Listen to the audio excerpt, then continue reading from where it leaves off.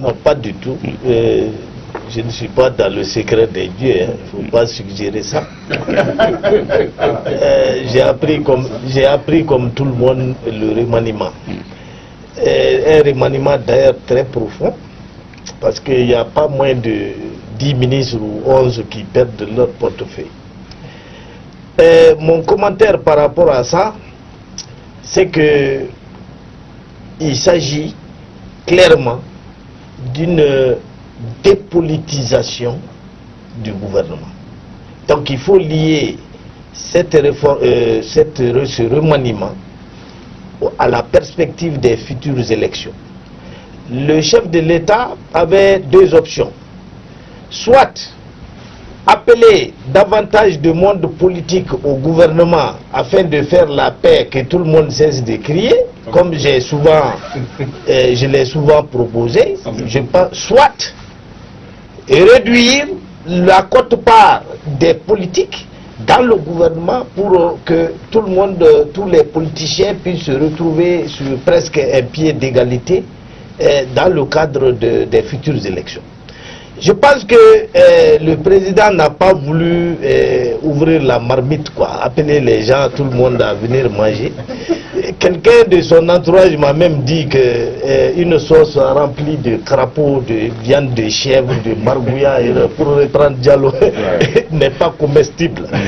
Alors donc il a préféré diminuer la présence de la principale force politique qui siège au gouvernement, à savoir le M5 RFP. Près de 5 ou 6 ministres du M5 RFP ont été remerciés, y compris 2 ou 3 qui figurent parmi les plus appréciés par les Maliens.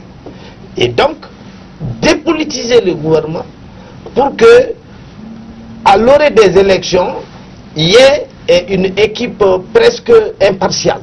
Je pense que c'est comme ça qu'il faut lire la formation de cette nouvelle équipe. Une équipe moins politisée que la première. D'accord. Bien sûr, il y aura des conséquences.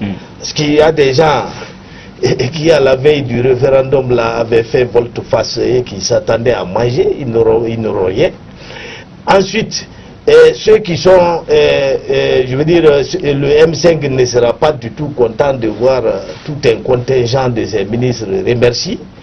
Alors, ça pourrait créer un mécontentement politique. On va venir sur mais ce n'est pas ce que nous souhaitons. Oui, c'est un remaniement qui était attendu, mais pas hier par contre. Je pense que ça a surpris tout le monde que ça se soit passé hier et qu'il n'y ait eu aucune fuite. C'est une des rares fois qu'on n'a pas eu de fuite sur le remaniement. Apparemment même là-haut, les gens n'étaient pas au courant. Non, je pense que je ne suis pas tout à fait d'accord avec M. Kounaré quand il dit que c'est une dépolitisation. Le Premier ministre, quand même, il est du M5. Il est là-bas au titre du M5. Et il y a quand même un poids lourd aussi du M5 qui est toujours dans le gouvernement. Mais par contre, je pense que c'est un remaniement politique et technique aussi. Mais un remaniement vraiment en profondeur. Parce qu'il y a eu quand même 15 sortants et il y a eu 15 arrivants. Mais il y en a eu, sur les 15 sortants et les 15 qui sont arrivés, il y en a eu 4 qui ont, en grande part, 3 ont permuté et 1 a été promu ministre plein. Mais par contre, on peut quand même remarquer le côté technocratique de ce gouvernement et je pense quand même que ce qui m'a surtout impressionné, c'est quand même les 4 personnes de l'entourage du cabinet du président même qui ont été nommés dans le gouvernement, qui sont quand même des professionnels très bien reconnus et vraiment des gens bien réputés. Mais maintenant, la question que l'on se pose, je pense que nous avons maintenant un gouvernement de mission. Mais quelle va être sa mission? C'est la question qu'on se demande. Est-ce que c'est un gouvernement de combat pour préparer les élections? Est-ce que c'est un gouvernement de mission pour quand même remettre à plomb quand même cette gouvernance qui a été décriée de partout? Et donc, mais quand même, il faut remarquer quand même que certaines personnes sont sorties quand même, on ne s'attendait pas à cela, comme la ministre de l'Éducation nationale, qui est quand même sur une très bonne lancée.